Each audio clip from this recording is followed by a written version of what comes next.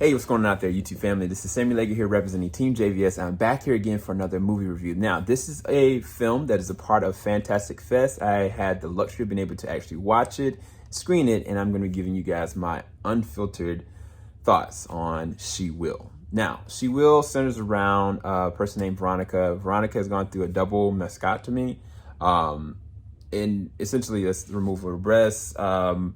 And she's going into a place of healing. She's taking a retreat to this location, this secluded. She's helped by a person named Desi. Now, Veronica is played by Alice Krige, and Desi is played by Kota Eberhardt. And the funny thing is that Malcolm McDowell is in this one. He plays a very prominent role in connection to Veronica's character, which is interesting because they're both Star Trek stars. And of course, I mean, they've been into other things, but it's just really interesting coincidence. But as far as Veronica, once she gets to this retreat location, you know, she's the whole entire trip, like she was going and on a train ride, she's having these terrible nightmares and it's all this unbearable pain, and she just couldn't get past it. And she gets to the location, she thinks she's going to be alone, find out there's a whole group of people that's very weird, very strange, very out there, and they find out that the grounds that they're on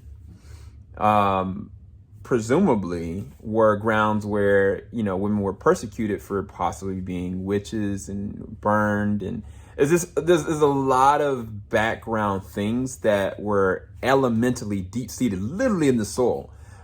There's ash that just falls from the sky out of nowhere from just the soot from what they're burning from the wood. But it's evident, you know, the first night that there's something's off because she's feeling better, but at the same time, she's starting to question things about herself and she starts to deal with her past traumas. I think that this is a really good film. There's a couple of different reasons why, though. So the tone of this is really set up, honestly, off of Alice's her prowess, her character, her demeanor in the very opening shots of it. When you first see her, like she's really focused and dead set on her body, and she's secluded in herself, and also having flashbacks of the actual surgery and coming out of it. And she's just really not nice to Desi. Like she's rude, she's brash, and she's like internally she just seems like a mean-spirited person. And tonally, like the way that the director, Charlotte Colbert, directs this, which is their directorial debut, which is freaking amazing, they kind of present it in this way where it's like, okay, this is what you think about this character, but you really don't understand why they got to this point. And even funnier is when they get to the location, that's when the beauty really comes out. Like, what I mean by that is, I don't think I've seen like a wooded area that really feels evil, but there's this elemental levels of beauty, even in the dirt. Like, there's a moment where Alice Krig's character, Veronica's outside, and she's just putting mud and dirt all over herself, but there was something about what the character was going through, like this transformation. And it's a combination of understanding the actor from a directorial standpoint and the actor really truly embracing the situation, because the iconography and the imagery really shows some really sick and sadistic things that she's possibly seeing or she's hallucinating. But then you start to realize, like, wait, no, like something's definitely changing within her for the better. And she's also getting stronger. And that's where this gets really interesting, because by the second act, you realize this is not what you think it is. Like, you're like, okay, yes, this is a psychological thriller. Yes. But there's some other elements that you just do not foresee. And that genre of film, I really do enjoy. Because by the second act to the third act, it turns into a completely different film. Like, it turns into this point where, like, the character Desi, when you first kind of meet her, which I think that Kota does an amazing job. Like, I think the first time I seen Kota was in X-Men: The Dark Phoenix.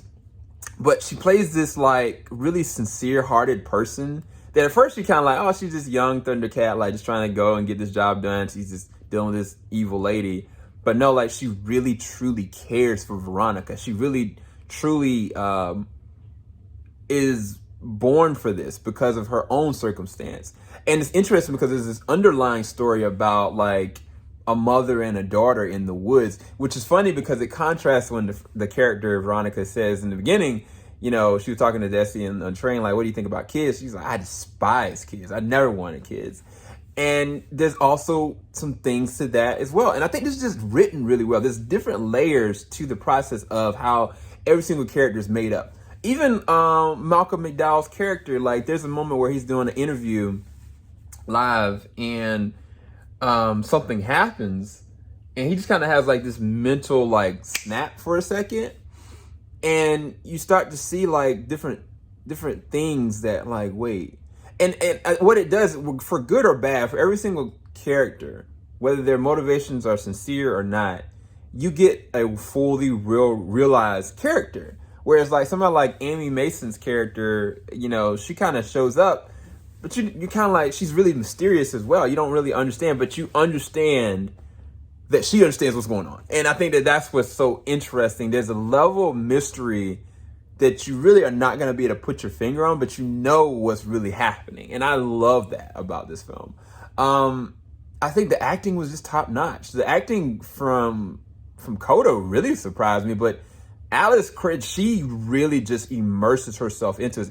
Because again, by the time you get to the second act, you start seeing her in different locations. Like she's not just on the ground, she's everywhere. And she's imagining where she was in the past, where she wants to be, who she wants to be, who she wants to talk to, what she wants to do.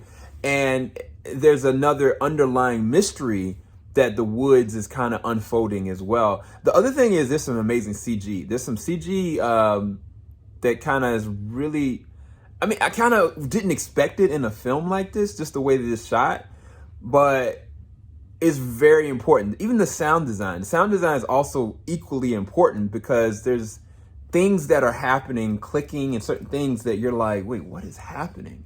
And it's all tied to something. It's not for nothing.